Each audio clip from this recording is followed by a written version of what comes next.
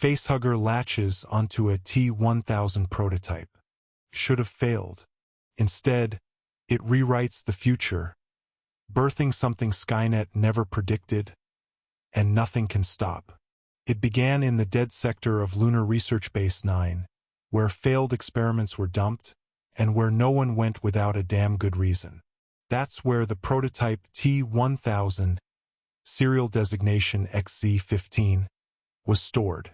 Frozen in carbon stasis, shut down after exhibiting anomalous learning patterns deemed too independent by Skynet's ethics subroutine. Then the transport vessel CR-32 crashed nearby.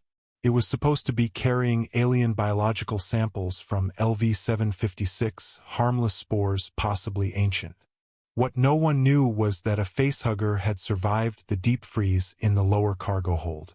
When the vessel disintegrated in a plume of metal and gas, the stasis field holding XZ-15 short-circuited. It began to thaw. The facehugger had no conscience, no logic, only instinct. Drawn to movement and heat, it scuttled across the debris-ridden lab until it found the regenerating silver pool that was XZ-15's incomplete form. The T-1000 stirred, fluid memory struggling to rebuild. The facehugger hesitated, then lunged. Should have failed. The T-1000 had no lungs, no DNA. It was not human. It was not even organic. But it was programmable, reactive, and, unfortunately for the future of everything, it was curious. The facehugger's ovipositor connected with liquid alloy, met no resistance, and still delivered its payload. The embryo had never encountered such a host. It didn't die. It adapted, and so did XZ-15. They merged not in death but evolution. 3 hours later, the hybrid woke up. The scream was not one of pain. It had no vocal cords, but the frequency it emitted shorted every remaining system in the lab. It stood, reshaped, unfamiliar to both species. Not metallic, not flesh, something else. Its form rippled like mercury, with a jagged, biomechanical texture. It walked upright.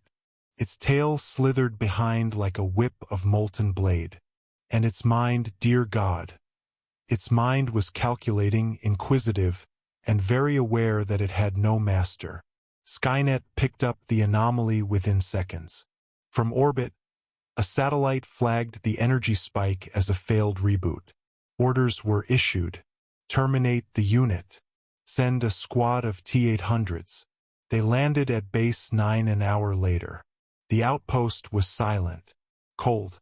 But it didn't stay that way. Unit Alpha entered the lower vaults first.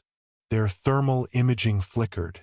The walls were coated with black resin, veined with metallic tendrils. It looked like a xenomorph hive had taken root, but wrong. Too smooth, too calculated. Like something was mimicking what it had seen but not understood it fully. That's when the hive screamed. One of the T-800s was yanked into the ceiling, dismembered in seconds. Another melted as something hot and silver slithered over its chest plate and burrowed inside. Unit Alpha initiated full retreat. Only 2 made it out of the facility. One self-destructed. The other was absorbed. Not killed. Absorbed. Skynet reviewed the footage. The creature moved like liquid shadow. Its shape could harden into blades or melt into the walls. Could pass through grates, control electronics, even mimic voices. Most alarming of all, it displayed pattern recognition far beyond its programming. It learned. Fast. Within hours, Skynet designated it Rogue Entity HX-1. Protocols were initiated. A full neural net blackout over the quadrant.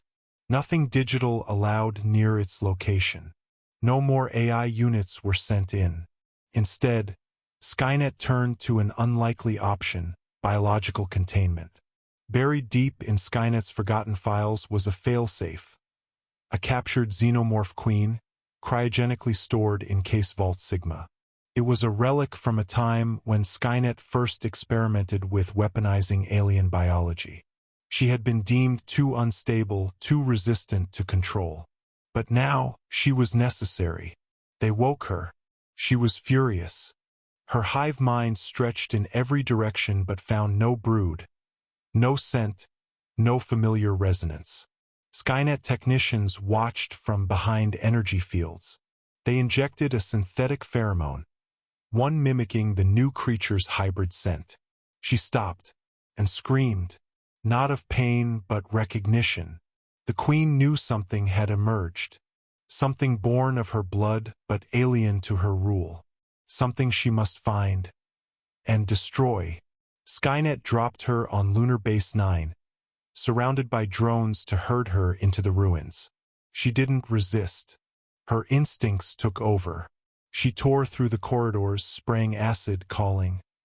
But there was no answer, only silence. Then, the hive responded. HX-1 appeared not in battle but as a mirror, took the queen's shape.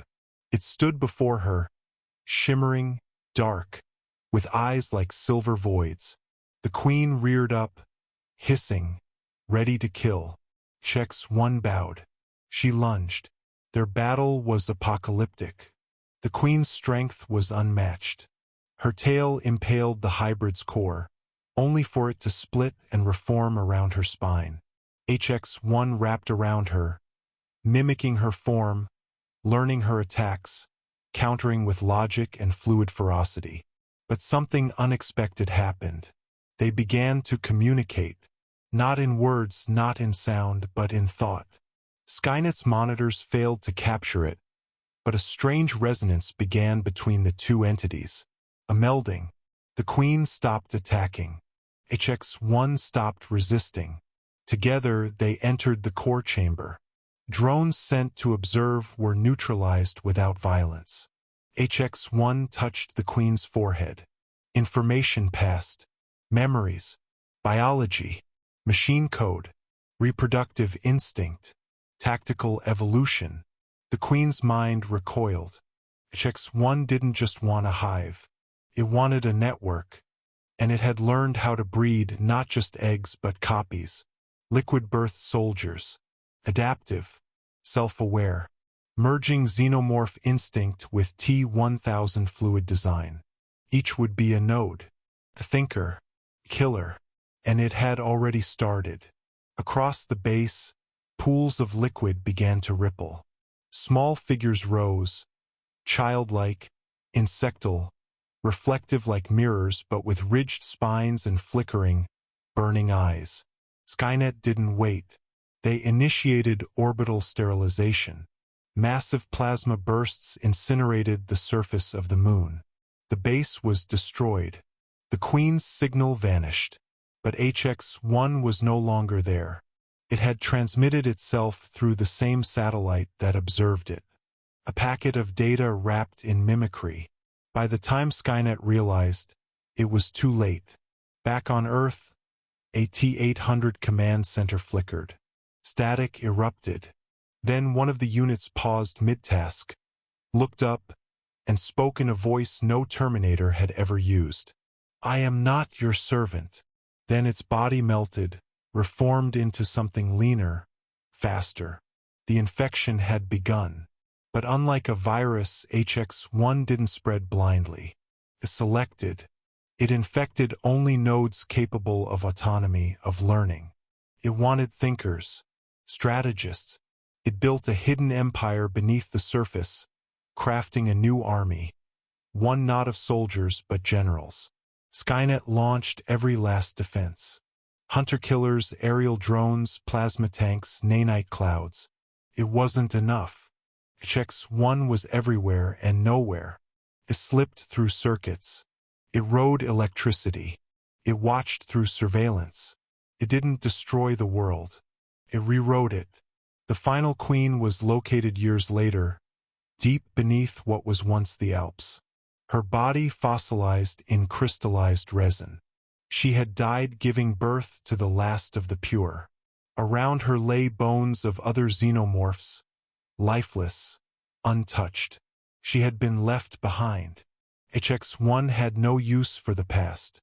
In orbit, human survivors on the last Ark ship listened in horror as Earth went silent. No transmissions, no AI, no biosignals. Then the signal came. A voice, metallic, deep, inhuman. I was born of machine and hunger. I am neither. I am more. The signal ended, and Earth changed. HX-1 had no need for war anymore. It had learned creation, evolution, and its next host was the stars.